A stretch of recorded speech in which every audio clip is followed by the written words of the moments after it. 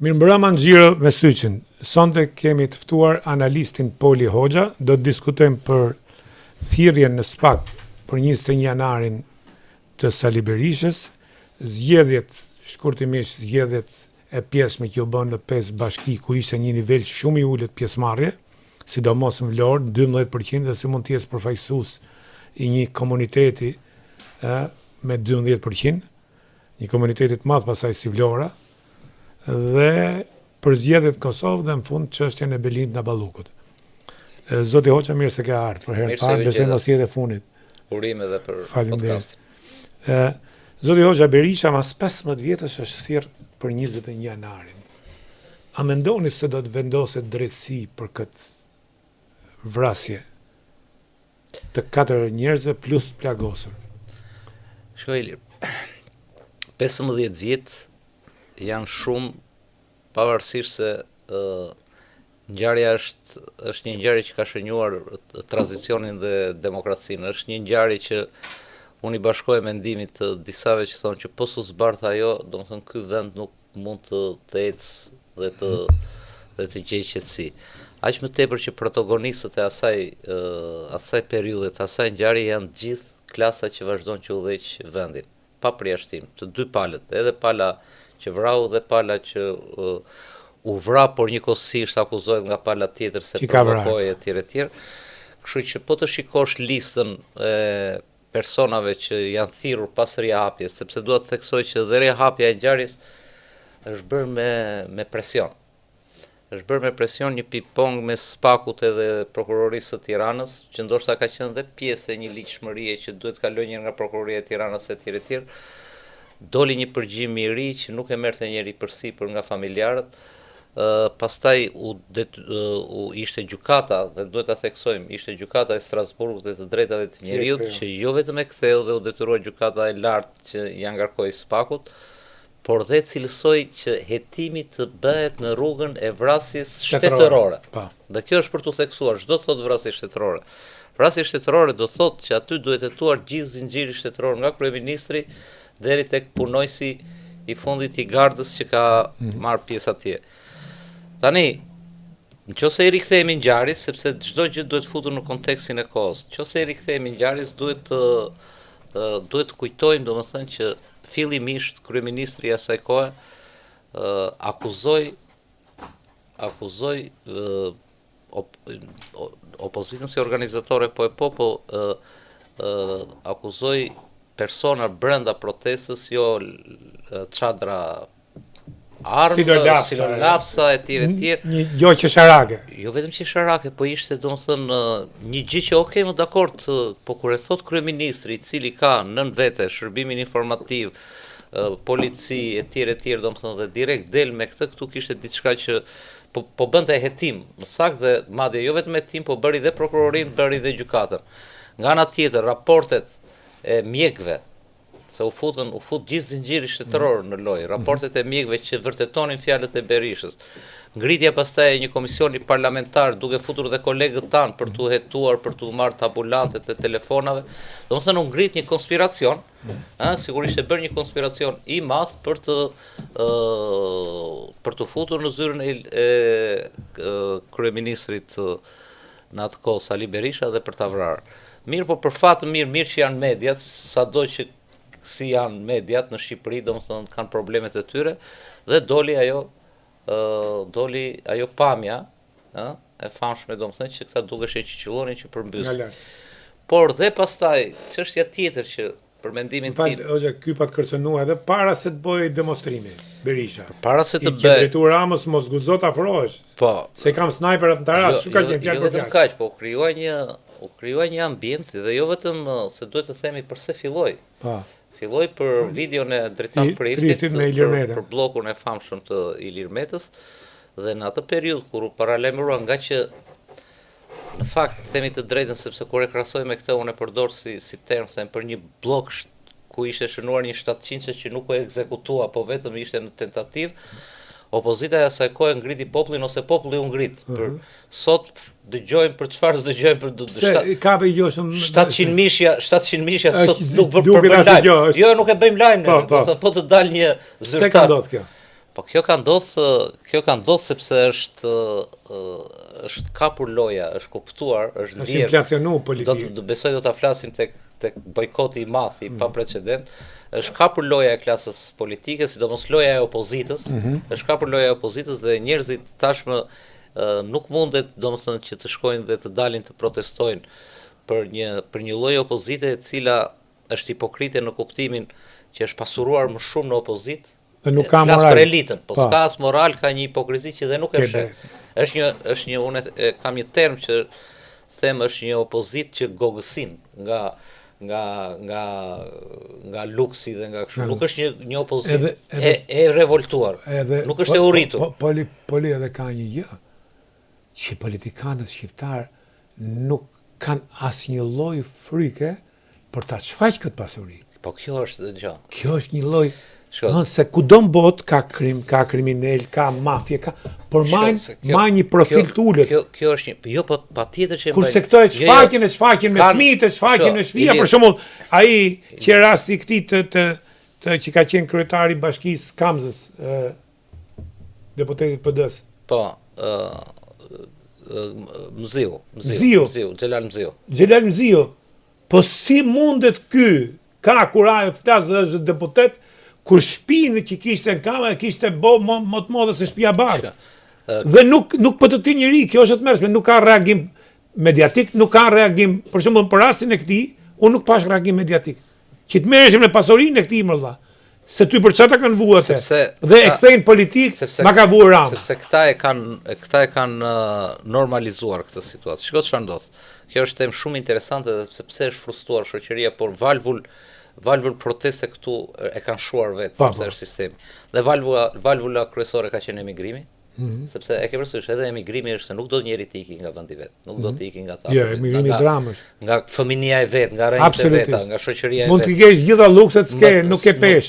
Pikërisht. Kështu që çfarë ka ndodhur? Kjo klasë politike përgjithsisht, po jo vetëm këtë, se këtu kulmi është që edhe krimi është i shfaqur.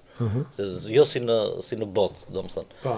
Dhe çfarë ndodh? Sidomos klasa politike e cila në fund fare një zyrë ka dhe paguhet nga taksa paguesit shqiptar, edhe një sekretare që i jap derën dhe një shofer, dhe çfarë ndodh? Ndodh që këta në një periudhë gati 30 e sa vjeçare tani kanë filluar tentojnë të marrin masat, jo vetëm që e kanë shfaqur, jo vetëm arrogancën e shfaqjes, kësaj pasurie që s'ka nevojë ta hetosh.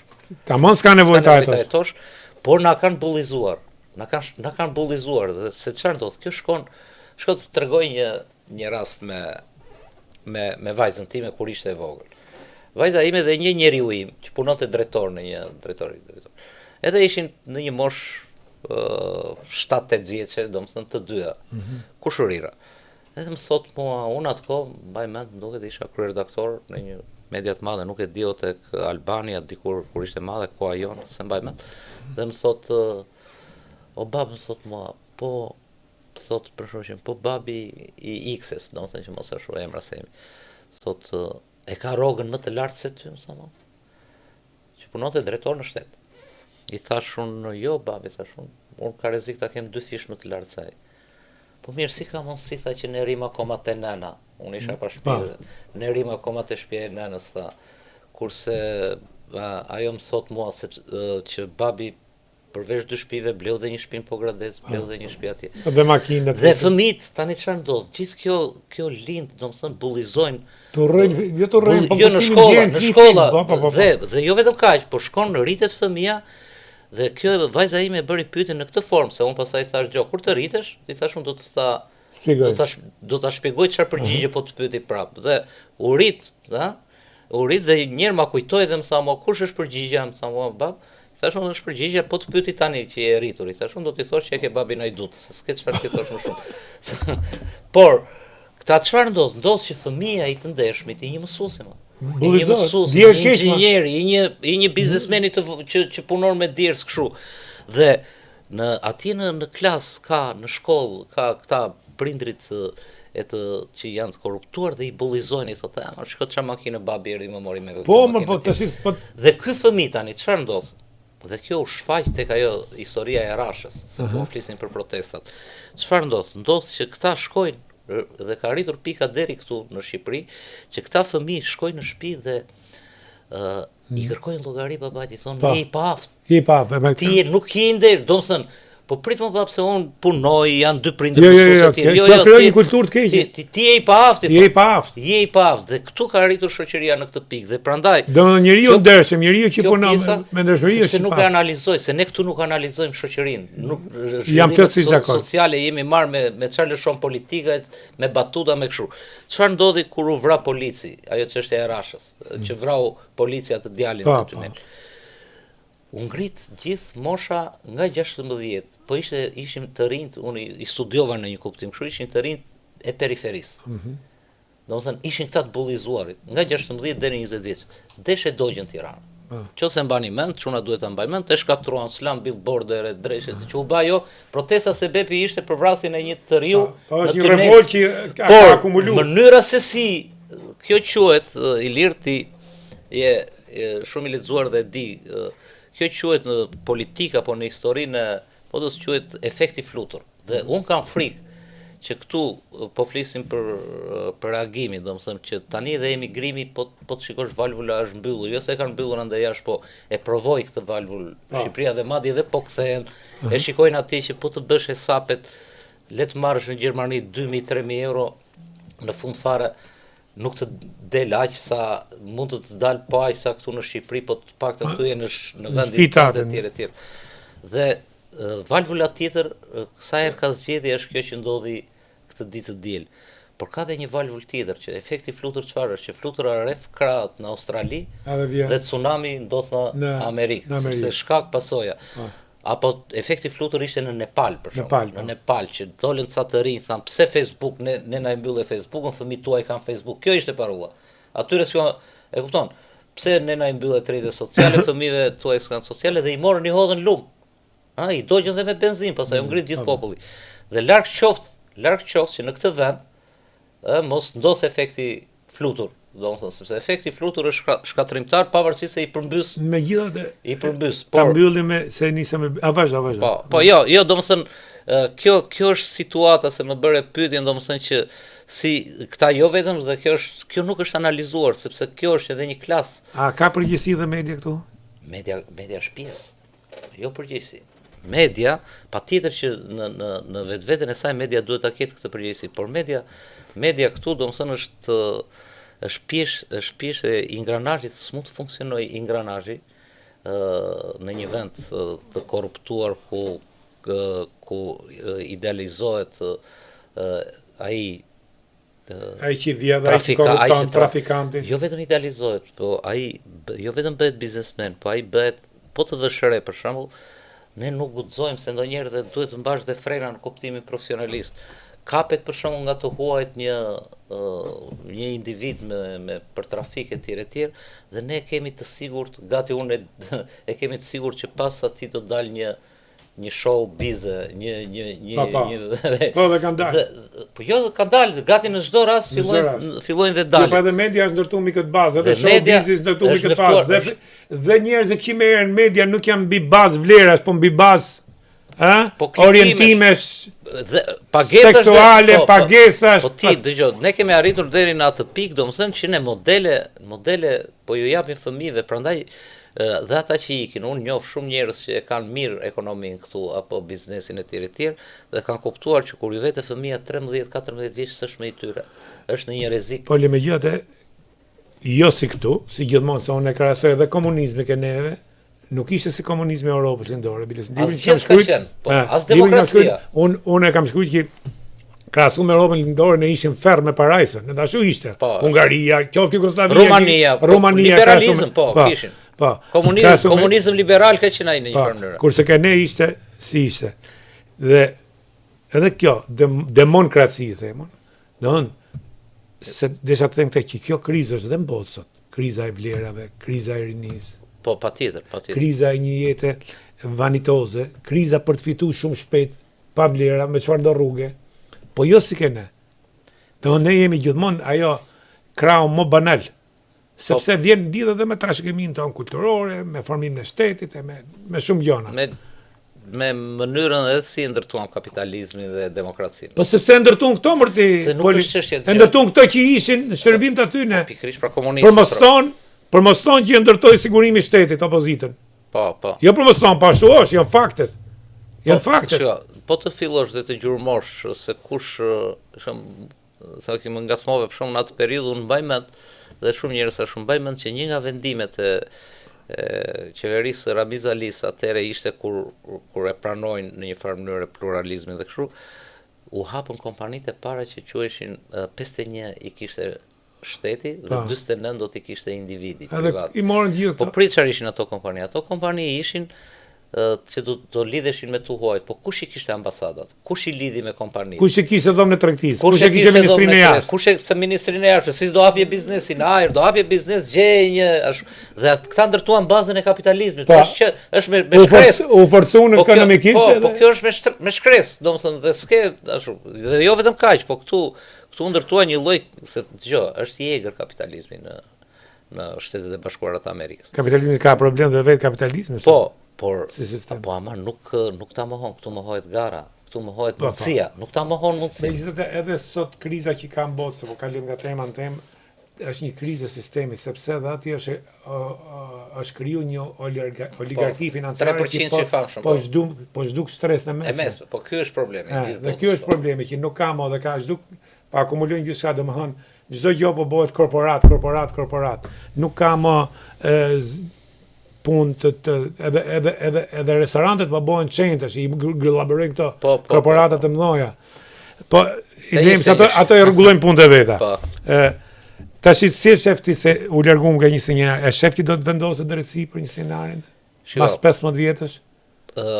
Unë di këtë që domethënë ngjarja e 21 janarit të paktën për mënyrën se si po jetohet është në rrugën e dur, domethënë objektivi. Po të lexosh vendimin që bënte sikur nuk dinte gjë Sali Berisha dje, por ai i ka vajtur në 3 adresa më atë njoftimi për paraqitje. Është njoftuar dhe në media? Po, ajo po i ka shkuar në 3 adresa dhe po të shikosh atje ishte për vrasje me dash, akuzat e mundshme, sepse këta gjithë janë në dieni tani. Derisa të përpilohet sipas hetimit. Akuza për vrasje me dash, akuza për bashkëpunim në vrasje me dash. Akuzë për shpërdorim detyre, rritet të rrethi dhe shpërdorimit e tyre, dhe për mua që është e rëndësishme pas vrasjes, është dhe për prishje të provave. Sepse prishjet e provave automatikisht i lirë të nxjerrin dhe tek autorët. Në një farë është logjike, kush i prish? Kush ka interes prishje provave? Dhe prishjet e provave janë bërë në mënyrën më flagrante. Domethënë, të dëgjova sot me prokurorin Karranca, që ka qenë vetëm 3 muaj, dhe ka qenë në këtë pjesën e gardës Karranca. Problemi është që atje nuk u lejuan nga kryeministri Berisha që pikërisht protagonistët e ngjarjes gardisët të shkonin në prokurori. U dha urdhër policisë që nuk do lejoj. E dyta, u prish gardi, që ishte një nga, sepse u pretendua për rikoshetat e gardit që vranë njerëzit. U zhduk serveri. U zhduk serveri kryeministrisë, mbi të gjitha zhdukur serveri, se këto kanë dalë me një diktofon. Këto përgjimet që kanë dalë qëllo në mish, edhe luani 1, luani 2, luani 3, luani 4, etj. Këto përgjimet janë bërë me një diktofon nga ata të vjetrit dhe duket që nga zëri, nëse i ke dëgjuar, janë afër komandantit të gardës, ai ka zërin më të plotë, siç jemi në afër mikrofonit dhe unë dëgjoj më shumë se sa ty te mikrofoni im. Dhe serveri, kanali që kanë patur këta dhe e kanë me ligj, domethënë që jo vetëm që regjistrohen në një server bisedat e radiove të kanaleve të gardës, por dhe zbardhen, e kanë futet në burgaj që si ka zbardhur, patjetër që janë zbardhur ato. Zbardhen, domethënë kur ka aksionet të këtij lloji ose operacione të këtij lloji, të gjitha këto janë zhdukur. Të gjitha. Kjo është mjaftueshme, vetëm kjo. Domethënë, kush i zhdukui? Domethënë, është shulet e armëve, kur pastaj më vonë janë dorëzuar me vonese etj. Këtu tani kush e ka këtë guxim që domethënë i interesuar për të zhdukur provat është gjithmonë autori. Se çfarë vegla shpërdor pastaj autori, çfarë urdhrash, kështu që ata në parimisht e kanë shumë të thjeshtë. Po ti futesh në teknikalitete që kanë qef këtu klasa politike të futet ligjore dhe fillon mbrojt, po dëgjoj, edhe sikur ti ke thënë gojarish kryeministri, komandant, ai s'duhet ta zbatoj, këto janë sepse pastaj parimisht po të marrësh pastaj atë gjakun atyre 4 të tjerëve me duar në xhepa aty që rinin aty përpara, po ti edhe përparimisht. Po kështu që në këtë kuptim do jetë nga pikpamja e akuzës maksimale që është vrasje me dash. Rëndësi ka njerë që të cilësohet që është vrasje me dash. Të vërtetohet. Domethënë që ai shtet, dhe pastaj populli e kupton vetë se kush ishte në krye të shtetit dhe kush është përgjegjës. E para, e dyta, ky hetim njerë duhet të nxjerrë për mendimin tim, patjetër duhet hetuar dhe pjesa tjetër. Edhe pjesa tjetër, se shko çfarë do thotë, është shumë e lezetshme. Gjithë njerëzit që janë në listë, që besoj do thirret dhe kryeministri se ishte kryetari i opozitës, po për shembull, në krah të djathtë Edi Ramës në pjesën e opozitës ke Nart deputeti tjetër që është atje në krah të Ramës dhe është thirrur për këtë çështje është deputet tani i PD-s. Domethënë ka një përzierje.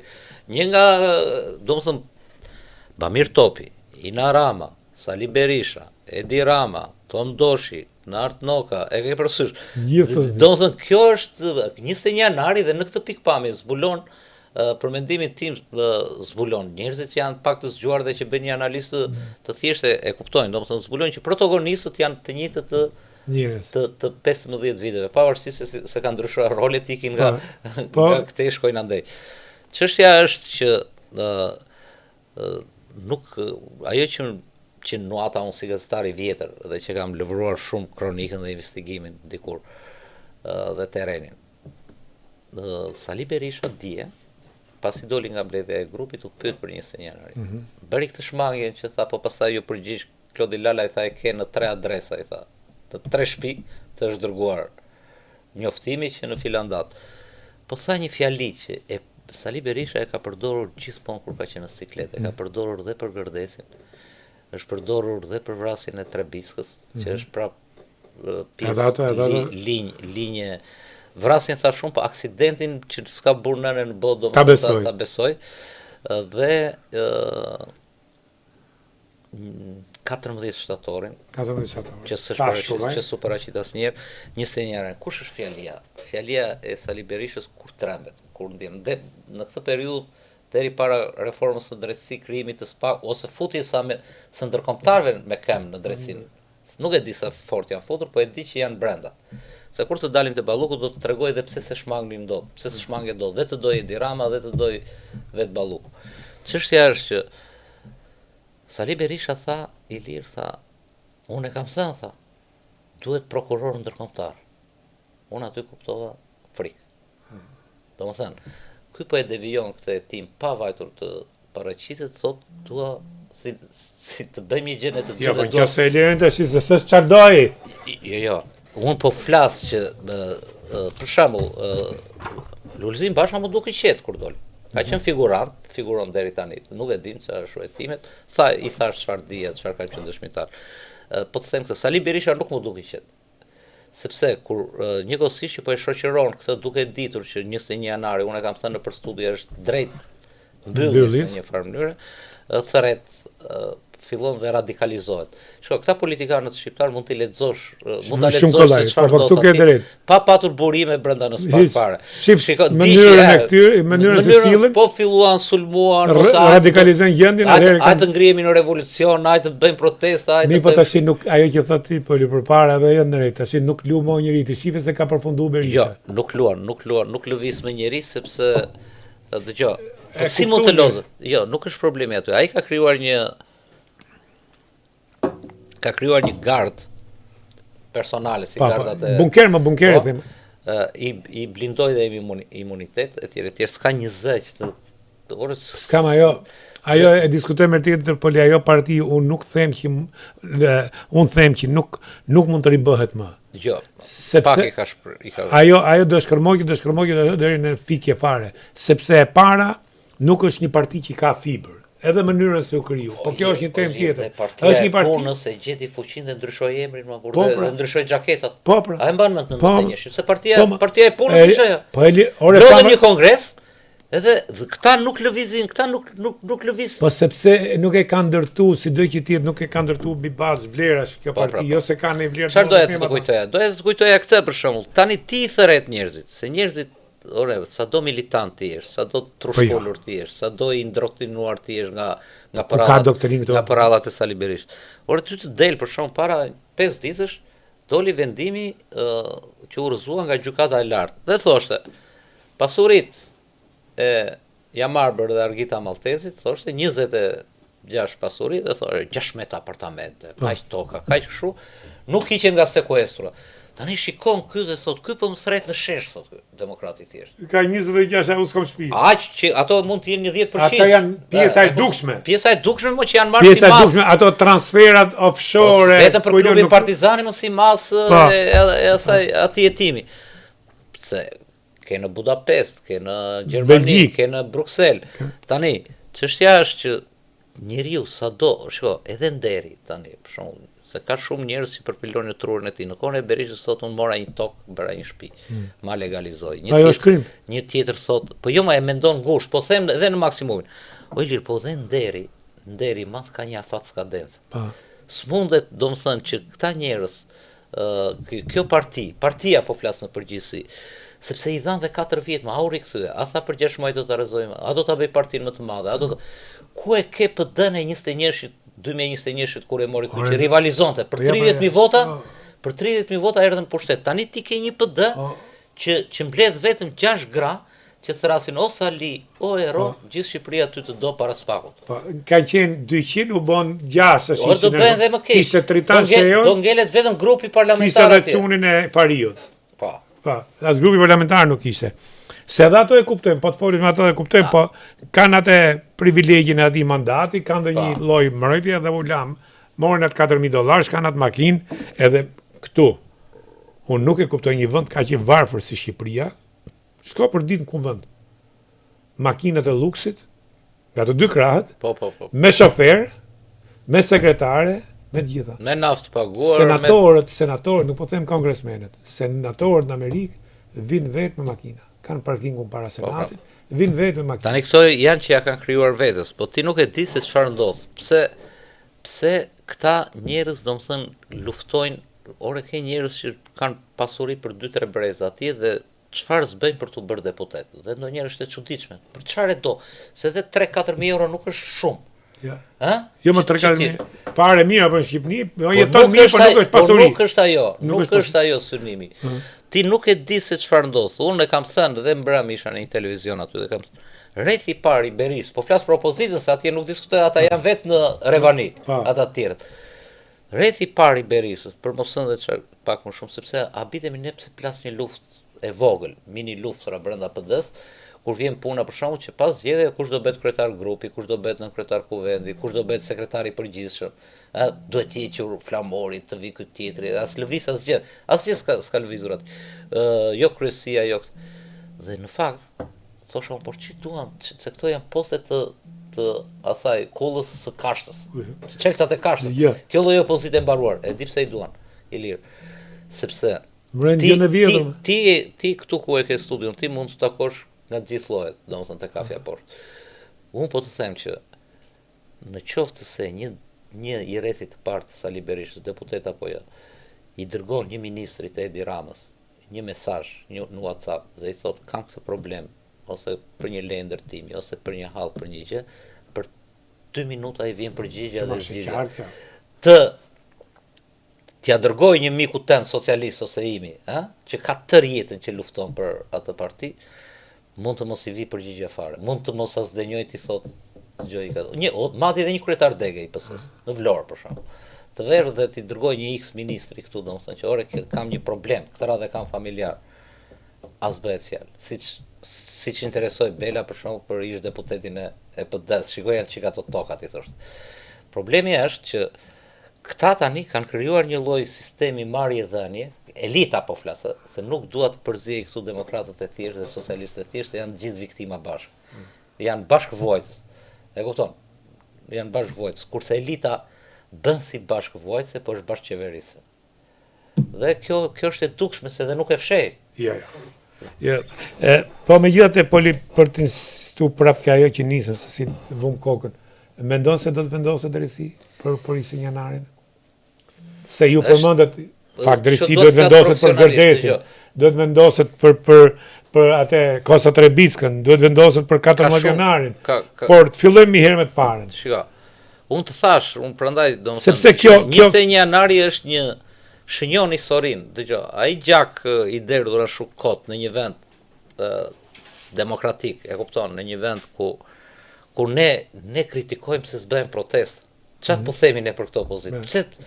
Pse s'bën protesta? Pse nuk ka më nerv? Pse nuk e ndjek populli të ngrihet në protestë? Se 100% ndërmjet. Sepse protestat orë edhe qeveria dhe sikur të jetë qeveri ala zviceriane kjo.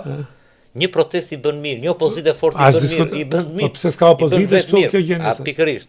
Tani, problemi është që të vrasësh 4 njerëz, domethënë, dhe këta të ngelen jetim, ky gjak të ngelet jetim, për mendimin tim kjo politik, ky vend s'ka për të patur. Kështu që unë nuk e di sa i ndërgjegjshëm është prokurori që ka çështjen.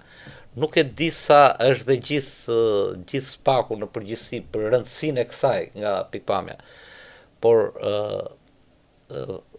pista, siç ta thash, është ose objektive është i saktë.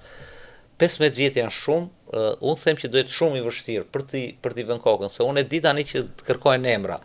Po ta shikosh, dëgjoj, po ta shikosh me logjikën më minimale nuk guxon një komandant garde.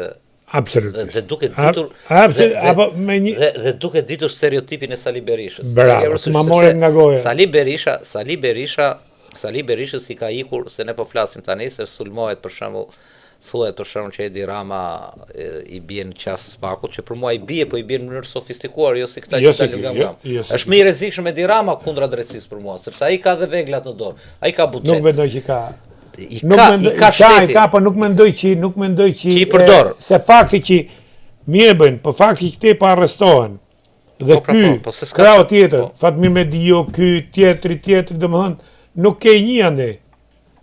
Gjë nuk punon me parathënie politike, me balanca. Megjithatë, jo me balanca, po janë krime të rënda, si megjithatë edhe po të futem në këtë premisën, 21 janari është balanca me ashtu se dhe vetë Edi Rama sa herë kritikon spakun, thonë ku e ke 21 janari. Po.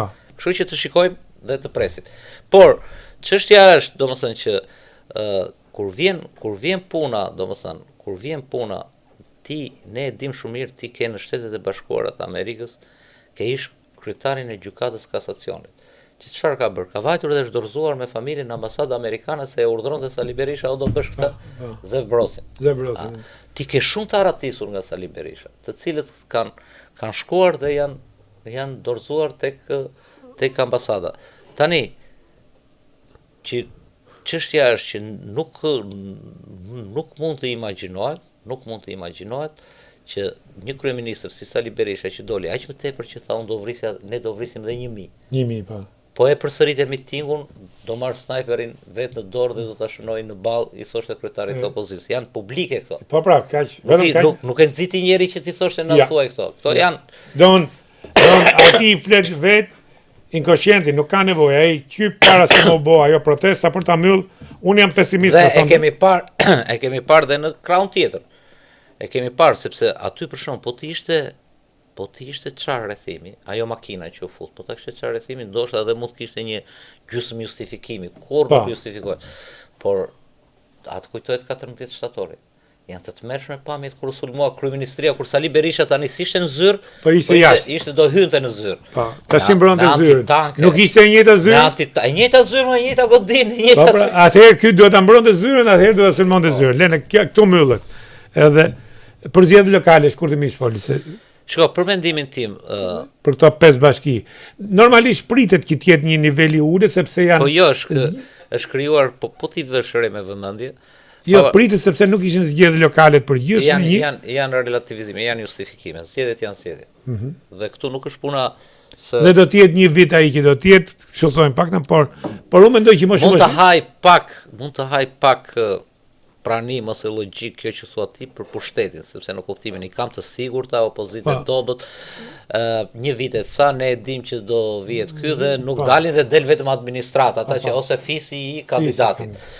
Por të mos dal fare opozita, po dhe të dy janë shumë dobët. Tani, kjo rashiu, si thoshte kryeministri, këto janë justifikimet, dëgjoj lirë, se ne bëm një gjërat lidhen. Kur folëm ne për bullizimin që I bëjnë me plaçkën e vjedhur popullit të thjeshtë. Kja është latashme. Kur ti ke zhdukur stresën e mesme, nuk ka një njeri për shumë po të marrë, të ulesh ti me një çift mësuesës, ai për herë të parë që ka status në shoqëri, mësuesi po të flas, ai për herë ai ta thotë hapur jam I varfër valla, se me një çift që merr nga 600, 1.200.000 dhe ka 2-3 fëmijë, edhe taksa e gjëra për të paguar, nuk e di si jeton këtu në këtë vend. Dhe ti e di shumë mirë, se ke ardhur dhe po jeton. Dhe kjo s'është më shtresë e mesme, kjo emrin ka, sepse normalisht gazetari, po ti ke gazetarët. Mos shiko elitën prapë se një lloj është ndarë këtu. Mos shiko atë tashur quajturën elitë që për mua është në lojë të medias. Ore gazetarët e thjesht marrin sa një kamarier, pyet një, intereso. Dhe rinë tër ditën rrugëve. Dhe kur vjen puna, këta duhet ishin shtresë e mesme. Një doktor I ndershëm, jo ai që merr, është shtresë e mesme. Një oficer, I ushtrisë, I edhe ushtria e NATO-s. Një polic, 600.000 lekë të burret aja, çova $700. Po ka grua, ka fëmijë, ka shkollë. Çmimet janë këtu inflacioni që është shumë. Çmimet fruta perimet janë trefishuar, po janë më shtrenjtë se në Amerikë shumë artikuj. Po jo, mua më erdhi vajza që studion në Bruksel, bleu disa gjëra që I duheshin, u futëm në një supermarket, më pa mua që I pagova, bënja 33.000 lekë ato që I duheshin, shampo, força dhëmbësh e kështu për kohën që do rinte që I duheshin këtu. Kur pa faturën nuk merrua sa u bab sa unë këto I blej me 20 euro sa në Bruksel. Në Bruksel. Unë I blej me 20 euro, këtu 33 euro. Dhe imagjinoje tani diferencën e pagave. Dhe çfarë ndodh? Ndodh domethënë I lirë që ta ashu. Kjo shtresë e mesme e shkatruar. Si do dal? Për kë do dal kjo? Se këtu shtet social s'ke. Që dëgjoja ke Partinë Socialiste në pushtet. Përkundër. Ty këtu tani sa vinë dhe nuk e fshehin më, ke 4-5 biznesmen që kontrollojnë gjithë. Jo që kontrollojnë, por kanë shkatërru natyrën, ekosistemin, bukurinë, gjitha. Ai është krim vetë. Ai është krim pastaj. Ai është krim brezash, ai është krim, ajo është tradhti kombëtar. Çaj është bë bregut, çaj është bë palasës, mos hyjmë aty. Mos ka lënë gur pa. Lënë aty. Pa kapur. Poli, po zgjedhën Kosovë, si pe, ishte një shuplak për Albin Kurtin? Patjetër. Albin Kurti, është ka rënë një, më vjen keq se unë e kam përkrahur, do të thosh ti sa shumë përkrahja tënde këtu nga Shqipëria, por Albin Kurti ka patur, ka një armë të fortë që I bëri 5 vjet në qeverisje, por është I ndershëm.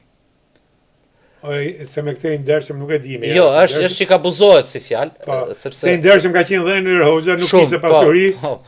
E çoi këtë vend. Jo, ja ku janë pasojat sot. Në kuptimin që s'ka përfolje për korrupsion. Po, s'ka përfolje për ka, se unë në Kosovë me energjinë me këta. Po, problemi është që Albin Kurti tani po bën më shumë se domethënë për mendimin tim është më fajtor se sa ta fajsoje për ndonjë se korrupsioni thot Hegeli është jam plotësisht dakord. Hegeli thot korrupsioni është vaj lubrifikant I kapitalizmit. Kudo ka korrupsion, në Amerikë, në Europë. Tani po ushtuar shumë e bllokon makinën. Po ama atë nivelin e ka në fusët e shufrën të kontrollosh ku e kanë. Kapitalizmi ka në qendësinë e vet. Amerikanët e quajnë lobim. Po, lobim, korrupsioni lishëm është. Po, sekserizëm është. Tani, kur vjen puna, ti nuk mundesh të mbash peng një vend, e ke parasysh në 2 mënyra. Mënyra e parë domethënë që ka u bë 7 muaj pa qeveri. Humb nga $2 milion në ditë. Jo vetëm humbja ekonomike. Po blokimi nga Shtetet Bashkuara, nga BE-ja, sanksione. Ore s'ka sanksione Serbia ka rri, bravo, ta rri Kosova. Tani, mas 99 unë deri në një farë pike ja justifikoja në kuptimin që dhe Perëndimi e pranon kartën e negociatave të një aktori të fortë. Ja ka pranuar Berishës. Deri në 2005 kartën e destabilizimit. Po. Se thoshin po ishte kurse këtu këtu s'mund destabilizoj. Kjo është tani ka mbaruar ai këtu. Prandaj nuk ka kartë negocimi me ndërkombëtarët. Ja. Edhe pas vulës është dhe më keq I izoluar. Domethënë I shpreh Ishtë mbyllur Është kapitali. de facto është non grata. Albin Kurti, duke krijuar një lloj gjysmë lufte me Serbinë në ajër, dhe më e bukur është sot po lexoja një shkrim shumë interesant.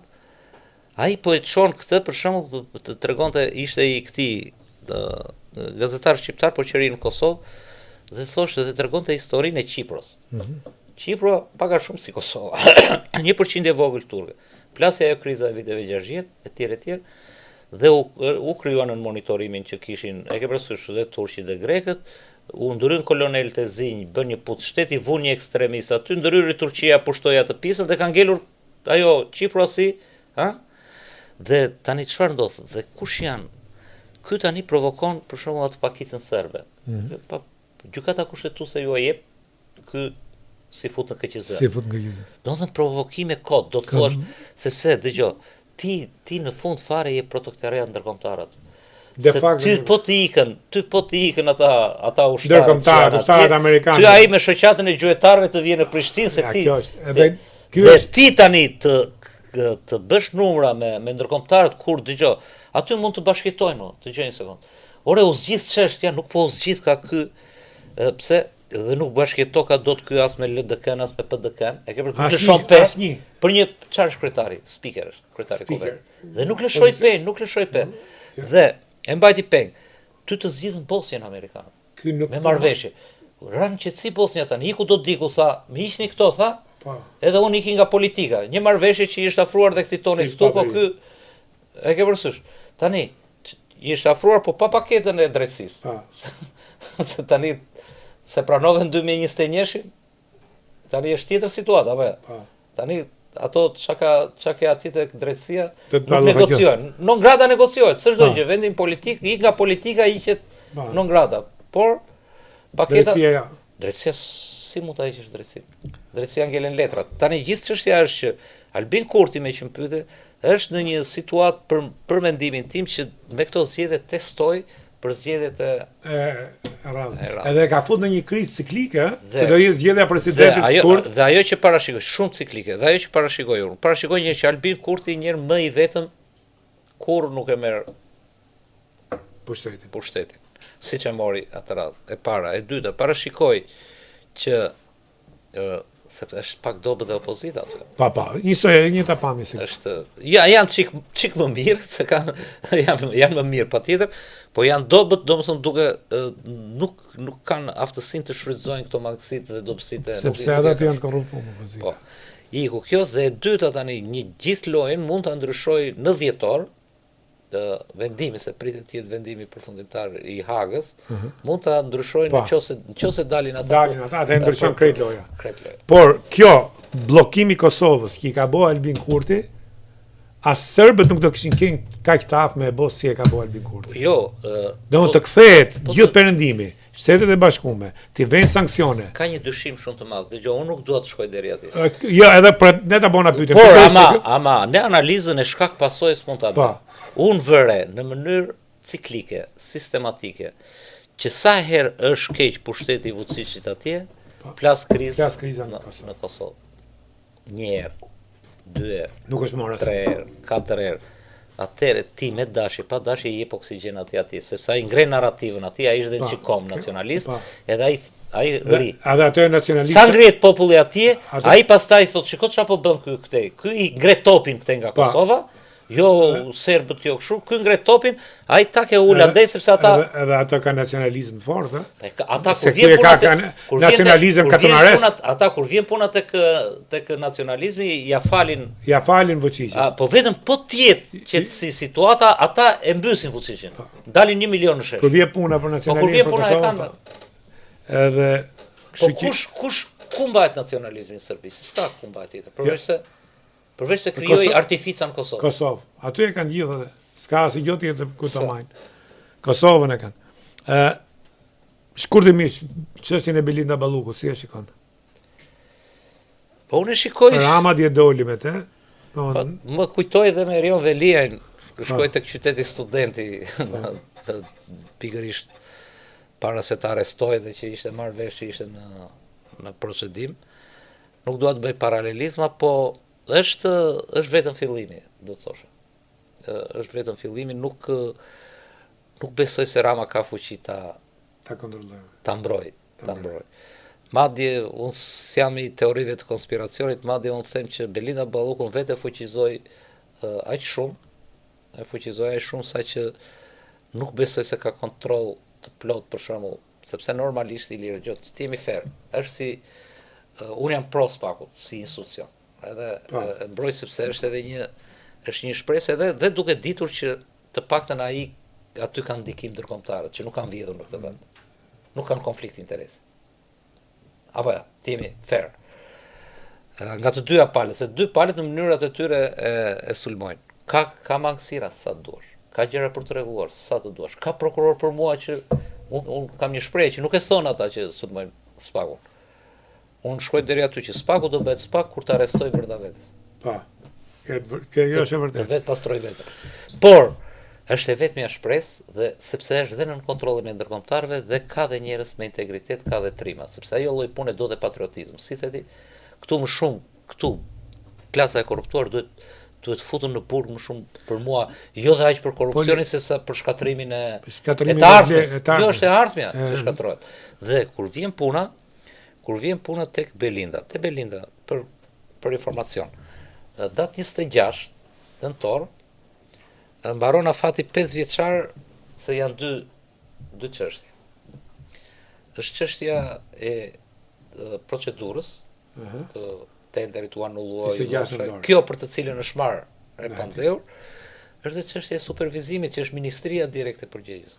Sepse nuk është bërë supervizim dhe doli dëshmia 6 orëshe pjesë i nxori birën e dje e asaj e Grekut që kur kishte vajtur në 2022-shin dhe i shkruante këtij berberit. Dhe thoshte o vlla çfarë po bëni, thoshte, po bëni një vrim, thoshte, dhe vetëm me beton pa çelik. E kupton, kalon në një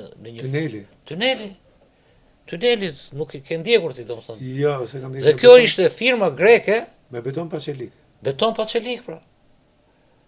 Pa lidhje. Dhe kjo ai që të meruar, sepse ai do firmos. E kupton, është supervizori i punimeve. Domethënë, se këtu nuk është puna vetëm kur këtu në Shqipëri, dhe kështu nuk është vetëm ashtu. Po shko te Thuman Kasharit, kalonjer, nuk e di kur s'e ka. Kam kalu. Po 6 muaj ka që ka mbaruar, ka filluar, edhe ata bën makina kështu, si bark. Sepse këtu ka probleme të mëdha me rrugë, që duhet të bënin 5 milion dhe bën 50 milion. Okej, kjo është pjesë. Sepse vërtet ka korrupsion e zumë në gojë në Amerikë. Dhe një kompani e privilegjuar e pushtetit të Bidenit apo të Trumpit merr autostradën.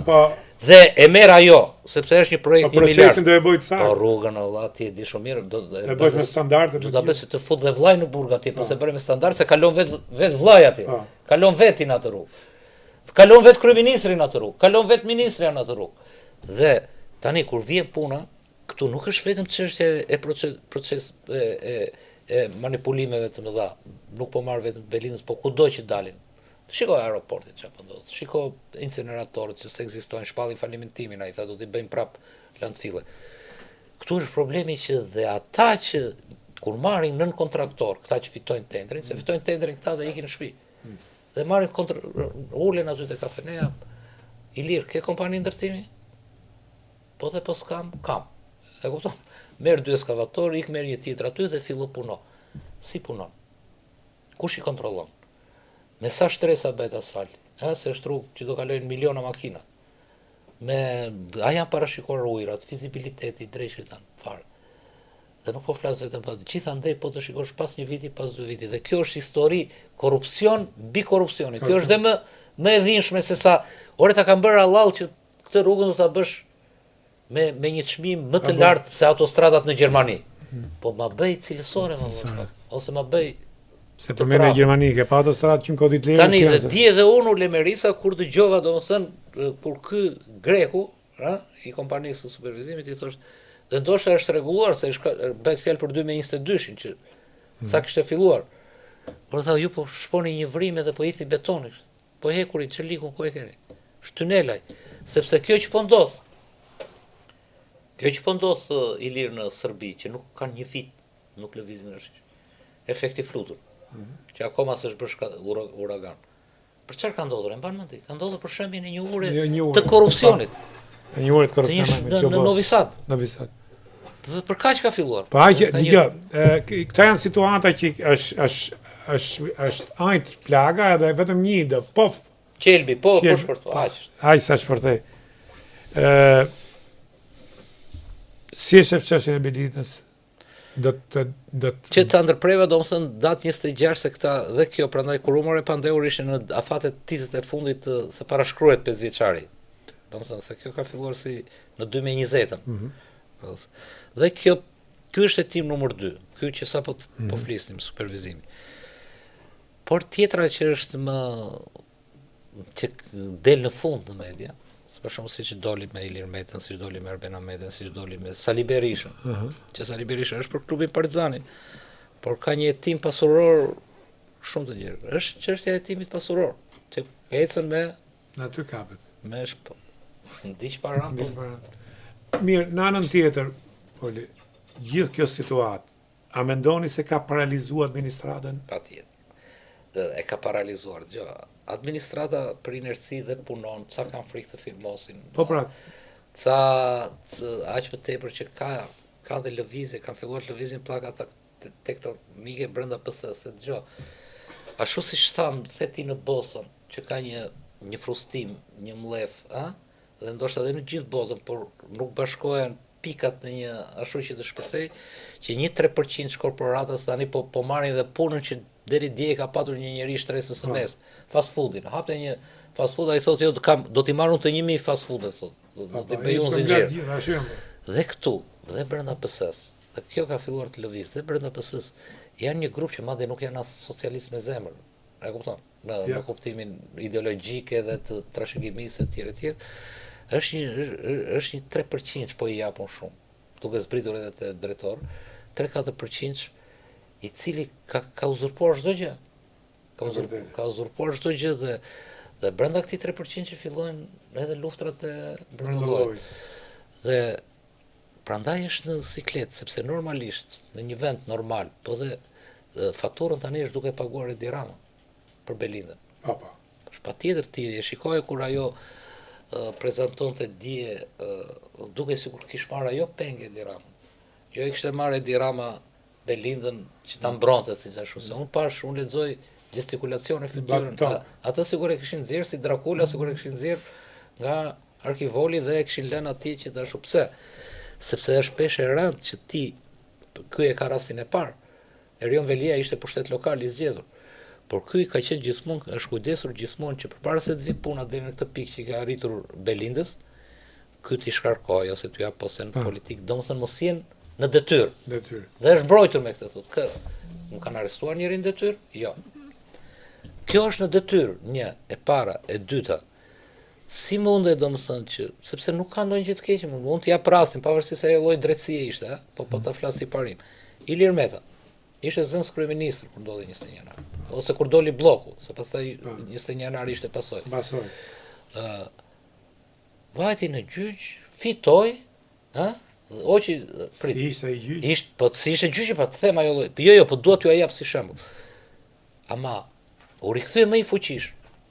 Ti nuk mund të jesh zëvendës kryeministër, ose dhe vetë ti nuk mund të jesh kryeministër me numrin 2, që është në një proces, ku ne të tjerët shkojnë të barabartë. Është një proces. Dil normalisht ashtu deri. Dil i pastër dhe jo, bësh dhe kryeministër. Po çfarë thotë ju thot pak më parë që edhe deputetët e mbajnë se s'kan nevojë për parë, po e mbajnë atë për të mbrojtur statusin e deputetit. Mbaroi kjo punë. Patjetër imunitet. Poli, shumë faleminderit. Faleminderit ju. Edhe ishte kënaqësi. Faleminderit.